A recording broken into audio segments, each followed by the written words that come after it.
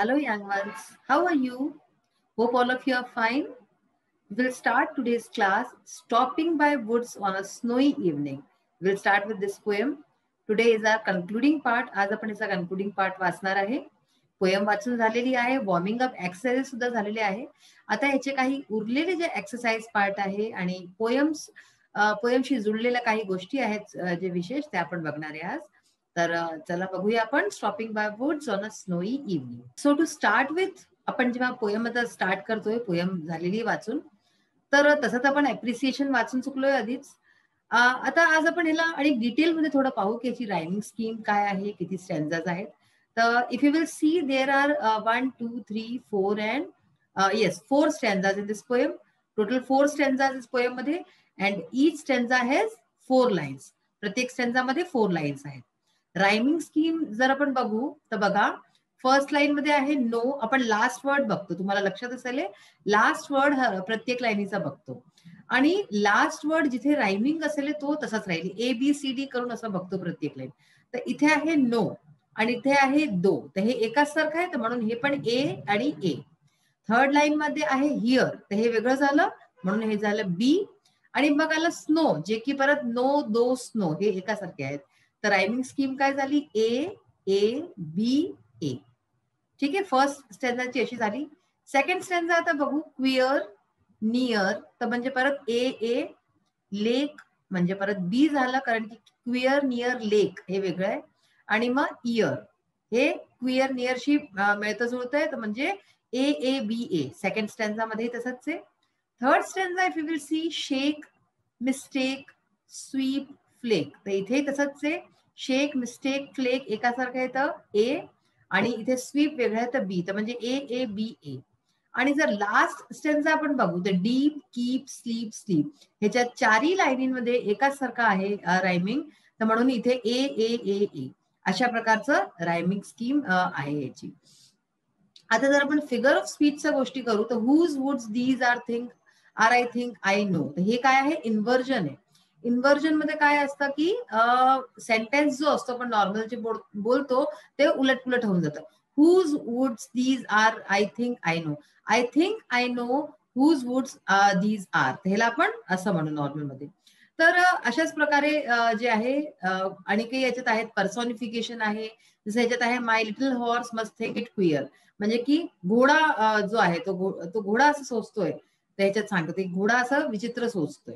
घोडे असं म्हणजे की ॲनिमलचं सोचणं असं सांगतात. So that is पर्सॉनिफिकेशन. तर अशाच प्रकारचे आपण आणि काही पाहू शकतो. पर्सॉनिफिकेशन आहे, ॲलिट्रेशन पण असेल. आता या दोन्ही लाईनमध्ये काय and miles to go before I sleep and miles to go before I sleep, ह्याच्यामध्ये रिपिटिशन आहे. एकाच लाईनचं दोनदा झालंय तर हे रिपिटिशन आहे. तर हे असे सगळे जे आहेत आपले, कारण की जर सपोज तुम्हाला ही पोयम आली, कोणते एखाद 2 स्टॅन्झा आले आणि तुम्हाला म्हटलं की ह्याच्यातनं तुम्हाला लिहायचे कोणते फिगर ऑफ स्पीच आहे, तर ते तुम्हाला माहिती असले पाहिजे. आता पहा आपण येऊन जाऊ ह्याच्यावरती. इंग्लिश वर्कशॉप फर्स्ट जे आहे question, put tick mark in front of the true statement और cross mark in front of the false statement. जे करेक्ट असतील तिथे टिक लावू आणि जे रॉंग असतील ते फॉल्स जे आहे असा क्रॉस लावू. The speaker stops to watch rain falling among the trees, म्हणजे जो स्पीकर होता तो थांबतो काय पाहायला, की जो पाऊस पडतोय झाडांमध्ये, ट्रीज मध्ये, वृक्षांमध्ये जो पाऊस पडतोय ते पाहायला थांबला होता. तर हे this is wrong statement, so it will be a cross here. हे रॉंग आहे, तो हे पाहायला होता थांबला, तो वुड्स पाहायला थांबला होता, तो एक जंगल पाहायला थांबला होता. नेक्स्ट आहे the owner of the woods is known to the speaker, so this is correct. जो स्पीकर आहे तो ओनर ऑफ द वुड्स, जो म्हणजे की मालिक आहे त्या वुड्सचा जंगलचा, तो त्याला ओळखतो. So this is a correct statement. This is a put a tick mark here. The horse is worried about the cold and wants to keep going. म्हणजे जो हॉर्स आहे त्याला थंडीची चिंता आहे, worried about the cold and wants to keep going, आणि म्हणून तो जे आहे चालणं चाहतोय. तर हे दिस इज ऑल्सो इनकरेक्ट. त्याला थंडीची चिंता नाही आहे, त्याला असं वाटतंय की ही कोणती जागा आहे, कोणती नवीन जागा आहे हे सोचून तो जो आहे वरीड आहे जो horse. So this is also incorrect, to put a cross mark. Last आहे the speaker doesn't emphasise upon the beauty of words he is passing through. तर हे तर बिलकुलच रॉंग आहे. तिथे क्रॉस येईल कारण की speaker emphasizes upon the beauty of the woods.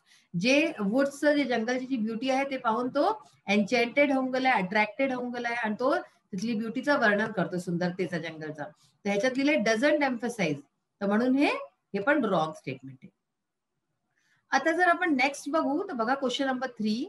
The poem is believed to have a reference to the poet's life itself. ही जी पोएम आपण वाचली आहे ह्याच्यात पोएटची जी लाईफ आहे त्याच जणू काही पूर्ण त्यांनी जे आहे एक समरी टाईपची दिलेली आहे.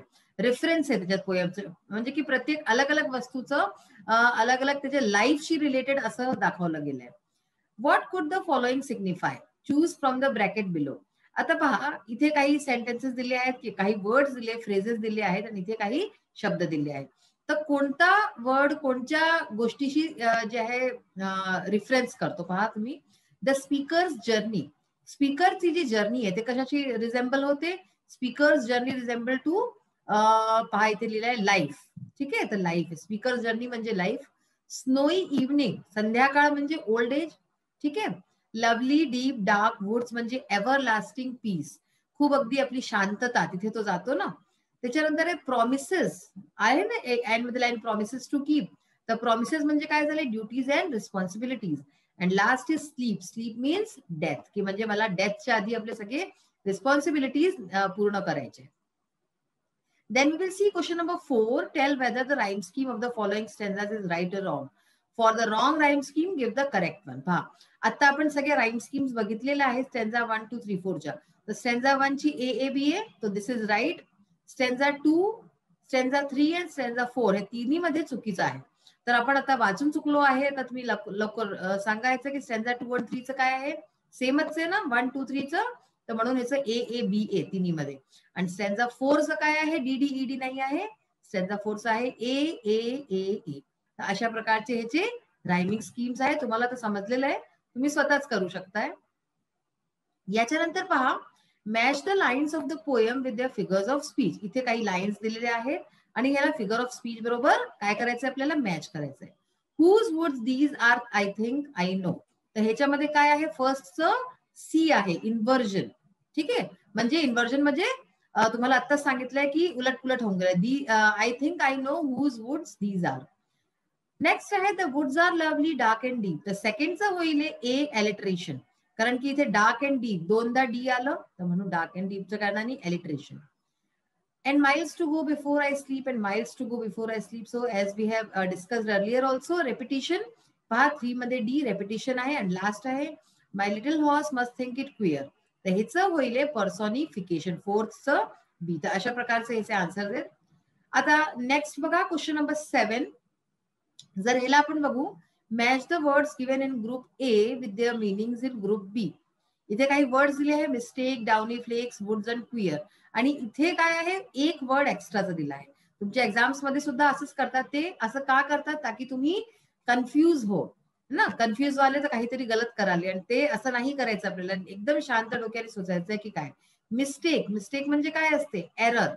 ठीक आहे ना. 1चं सी, मिस्टेक म्हणजे एरर. डाउनी फ्लेक्स म्हणजे काय होईल? Soft snow falling. Downy flakes म्हणजे सॉफ्ट स्नो फॉलिंग. 1चं सी, 2चं ई. म्हणजे जे खूप मऊमऊशे जे स्नो असतं, जे बर्फ असतं पडताना, त्याला म्हणतात डाउनी फ्लेक्स. नंतर आहे थर्ड नंबर वरती वुड्स. वुड्सचा अर्थ आहे जंगल, तर 3चं होऊन जाईल डी. आणि लास्ट आहे क्विअर. क्विअर म्हणजे स्ट्रेंज. तर इथे तुम्ही कशामध्ये जे आहे कन्फ्युज होऊ शकतात? जर सपोज डाउनी फ्लेक्स तुम्ही आईस सोचाल तर ते चुकीचं होईल, आणि सॉफ्ट स्नो फॉलिंग हे सही होईल. तर अशा प्रकारे ही एक्सरसाइज तुम्हाला करायची आहे आपल्या कॉपीमध्ये. तर एक्सरसाइज पार्ट आपलं जितकाही इंग्लिश वर्कशॉपचा आहे पूर्ण झालेला आहे.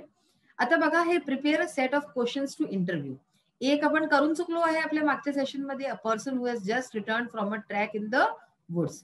आता आज आपण एक पाहू की a person who has recently scaled Mount Everest. एक व्यक्ती जो की आत्ताच माउंट एव्हरेस्टहून परत आला आहे, त्याचा इंटरव्ह्यू घ्यायचा आहे. तर इंटरव्ह्यूचे क्वेश्चन कसे राहतील आणि काय राहतील हे आज आपण बघूया याच्यात. So now we will start with question number 10B. Set of questions to interview a person who has recently scaled Mount Everest. Mount Everest हून परत आलेला एक व्यक्ती आहे, त्याचा आपण इंटरव्ह्यू घेणार आहे. Welcome back. What preparation did you make before the climb? पहा, आता आपण मागच्या सेशन मध्ये पाहिलं की जर वुड्स मधनं जंगलमधनं आलाय तो व्यक्ती, तर त्याचा कशा प्रकारे घेतला आणि ह्याचा कशा प्रकारे. तर जिथे आपण हे सुचायचं की जिथे तो व्यक्ती गेलाय तिथे काय असेल, कसे सर्कमस्टॅन्सेस असतील आणि तशा प्रकारचं आपल्याला इंटरव्ह्यूचे क्वेश्चन्स आपल्याला फ्रेम करावे लागतील. Welcome back. What preparation did you make before the climb? क्लाइंबच्या आधी, चढायच्या आधी तुम्ही काय प्रिपरेशन केली? सो फर्स्ट क्वेश्चन मध्ये आहे की आपण त्याला वेलकम बॅक करून आणि तुम्ही काय प्रिपरेशन केली क्लाइंबच्या आधी, म्हणजे चढायच्या आधी काय प्रिपरेशन केल्या. Second question is what did you do to stay fit when you were at the base? तुम्ही आपल्याला फिट करता, आपल्याला अगदी हेल्दी ठेवायकरता, फिट ठेवायकरता काय केलं जेव्हा तुम्ही बेस वरती होते? बेस म्हणजे जेव्हा खालती तुम्ही कॅम्प लावला होता, माउंट वरती चढायच्या आधी जेव्हा बेस मध्ये होते तेव्हा स्वतःला फिट ठेवायकरता काय केलं? What did you do to make your climb interesting? तुम्ही आपल्या क्लाइंबला, आपल्या चढण्याला इंटरेस्टिंग बनवायकरता, मजेदार बनवायकरता काय केलं? त्यासाठी तुम्ही काय केलं? Next question, what food did you take along with you while climbing? क्लाइंबिंगच्या वेळेस, चढण्याच्या वेळेस तुम्ही आपल्या बरोबर कोणता फूड ठेवला? कारण की तिथे मायनस मध्ये अशा प्रकारचं टेम्परेचर असतो अशा जागी, माउंट एव्हरेस्ट वगैरे वरती. तर अशा वेळेस काय खायचं, कसं राहायचं, कसं फिट राहायचं, त्या सगळ्या गोष्टी म्हणून खूप मायने ठेवतात. What was the purpose of your adventure? तुमचा जो तुम्ही हा जो ऍडव्हेंचर केला आपल्या जीवनात, ह्याचा पर्पज काय होता? कोणत्या उद्देशाने तुम्ही हे केलं? How did you face difficulties on the way to the top? ज्या तुमच्या समोर समस्या आल्या त्यांना तुम्ही कशा प्रकारे फेस केलं, त्यांना कसा सामना केला? कारण की हे सोपं नसेल इतकं मोठं माउंट एव्हरेस्ट चढणं. तर माउंट एव्हरेस्ट चढायला खूप तुमच्या समोर ज्या दिक्कत आल्या असतील, मुश्किली आल्या असतील, त्या कठीणाईंचा सामना तुम्ही कशा प्रकारे केला? What is the memorable moment of your ascent? Ascent म्हणजे काय? चढाई. ठीक आहे ना? तर या चढाईचं तुमचं सगळ्यात जास्त मेमोरेबल, सगळ्यात आठवण ठेवण्यालायक असं कोणची मोमेंट होती जो खूप तुम्ही अजूनही तुम्हाला आठवण आहे? What was the hardest adjustment you had to make during the ascent? आणि कोणचं सगळ्यात जास्त कठीण असा ऍडजस्टमेंट होता जो तुम्ही आपल्या चढाईच्या वेळेस केला? कोणता ना कोणता असेलच आहे, कोणता काय, खूप असतील तसे ऍडजस्टमेंट जे त्यांनी केले असतील. जे कोणी चढतात ते फार जे आहे हे आसान काम नसतं, इझी नाहीये अशा प्रकारचं कोणतं मोठं ऍडव्हेंचर करणं. तर खूप त्यांच्यासमोर परेशान्या येतात पण तरी ते लोक ओव्हरकम करून सगळं करतात. तर तेच आहे की हार्डेस्ट कोणता ऍडजस्टमेंट होता जो तुम्ही केला? What were your feelings when you scale the पीक?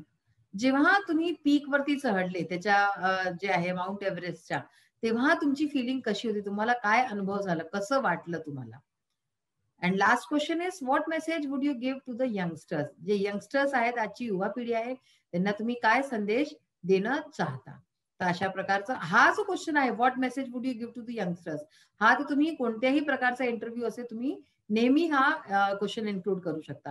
एक तर सर्वात आधी गुड मॉर्निंग वाला की good morning and welcome to our show, या जसंही काही जे तुम्हाला इंटरव्ह्यूचा क्वेश्चन आला असेल तर तो आणि हे, तर हे दोन क्वेश्चन तर तुमचे नक्कीच आहेत. तर बाकी तुम्हाला 8 क्वेश्चन बनवायचे, तर तेही तुम्हाला आपल्या हिशोबाने तुम्ही जे आहे, जे तुम्हाला टॉपिक मिळाले त्या हिशोबाने तुम्ही बनवायचा प्रयत्न करा. आता बघा, appreciation of the poem. First of all title. The title of the poem is Stopping by Woods on a Snowy Evening. The poet of this poem is Robert Lee Frost. Rhyme scheme. The rhyme scheme of the first 3 stanzas is AABA that we have seen today. The final stanza has a uniform rhyme of AAAA. Figure of speech, inversion, alliteration. Then theme, central idea. What is the central idea of the poem? The theme of the poem is that a traveler on horseback stops by a little forest on a winter evening. म्हणजे theme काय आहे पोएमची? की एक जो traveller आहे, यात्रेकरू आहे, तो हॉर्सबॅक वरती बसलेला आहे, म्हणजे घोड्यावरती बसलेला आहे. तो एका छोट्याशा फॉरेस्ट मध्ये थांबतो एका विंटर इव्हनिंग, म्हणजे थंडीच्या संध्याकाळी. The little forest in the speakers on words.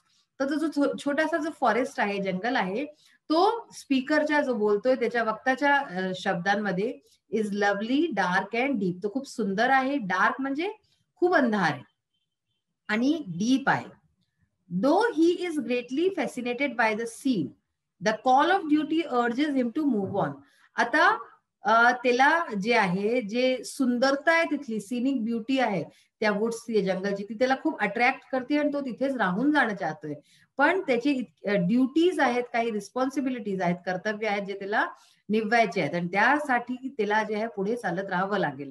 He reminds himself that he must discharge his duties before it's too late. तर तो स्वतःला आठवण दिलावतो की त्याला आपल्या जितक्याही ड्युटीज आहे, कर्तव्य आहेत, त्या निभवायच्या आहेत. ह्याच्या आधी की खूप उशीर होऊन जाए, ह्याच्या आधी की त्याची मृत्यू होऊन जाए. तर आज आपला हा जो चॅप्टर आहे, आपली जी पोयम आहे, ही आपण फिनिश केली आहे. सगळे पार्ट्स ते झालेले आहेत. होपफुली तुम्हाला चांगली समजली असेल ही पोयम. पोयम पार्ट समजणं बहुत जरुरी आहे. याचे फिगर्स ऑफ स्पीच वगैरे तुम्ही परत नीट बघा आणि समजा. कारण की तुम्हाला जेव्हाही एक्झाम्समध्ये येतं, तर हे सगळं लिहावं लागतं. सेंट्रल आयडिया, थीम हे सगळं मध्येही येतं. आजचा सेशन आपला इथेच फिनिश होतो. नेक्स्ट सेशनमध्ये परत भेटूया. Till then bye. Have a nice day. Thank you.